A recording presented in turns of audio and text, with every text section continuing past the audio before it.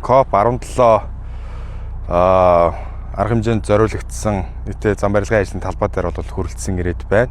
Тэгэхээр энэ дээр тухайн КОП 17 арга хэмжээний хүрээнд бол хийгдэж байгаа нийтдээ 80,000 м квадрат асфальт бетон хувцалтай зам талбай зогсоол болон дугуйн зам болон явган зам гэсэн ажлуудыг бол хийж гүйцэтгэхээр бол төлөвлөсөн байгаа. За зам барилгын ажлын хувьд гэх юм бол нийт гүйцэтгэл маань бол 50 гаруй хувьтай явж байна. За бид бүхэн бол төлөвлөгөөт хугацааны хандагаар 7 дугаар сарын 1-ний өдөр бол дуусгахаар бол төлөвлөн ажиллаж байна. Одоогийн байдлаар нийтдээ 24,000 м квадрат талбай дээр бол цементээр бэхжүүлсэн ботолсон чулуун суурь үе бол хийгдсэн. За 18,000 м квадрат талбайг бол суурь асфальт бетон хучлтын үе маань хийгдсэн байж байгаа. За бид бүхэн бол 7 дугаар сарын 1-ний өдөр гэхэд бол бүх зам талбай ажлыг бол дуусгахаар бол гүйцэтгэх компанитайгаа төлөвлөгөө гаргаад бол ажиллаж байна.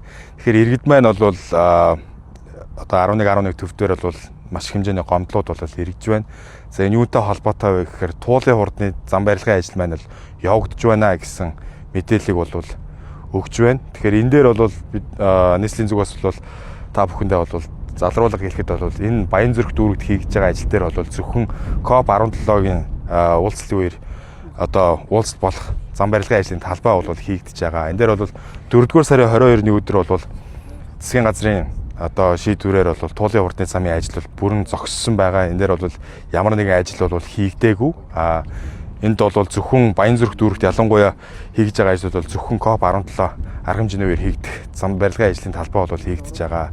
Энэ Баянзүрх дүүрэгт хийгдэж байгаа цэцэрлэг хүрээлэнгийн хавьд хийгдэж байгаа бол мэдээж одоо зам барилгын ажлын үед бол одоо суур бэлдэх, цементээр бэхжүүлсэн ботолсон чулуун суур бэлдэх үед бол газар дээр нь ресайклдах байдлаар явж байгаа учраас энэ дээр бол тоос бол босч байгаа. Гэхдээ энэ бол зөвхөн одоо 5 дугаар сарын 30-ны өдөр гэхэд бүх цементээр бэхжүүлсэн ботолсон чулуун суур үе дуусах учраас энэ дээр маань иргэд маань бас хүлээстэй хандаасаа гэж хүсэж байна. За нийт зам барилгын одоо зам талбайн ажлууд бол 7 дугаар сарын 1-ний өдөр гэхэд бол бүрэн дуусахаар бол төлөвлөгдөд ажиллаж байна. Тэгээ гүйцэтгэх компани маань график төлөвлөгөөндөө амжихын тулд бол бүх хүчээрээ бол шахаад бол ажиллаж байгаа. За үүний дараагаас бол энэ КОП 17 болох талбай дээр бол төр барилгын ажлууд маань явагдаж эхэлнэ.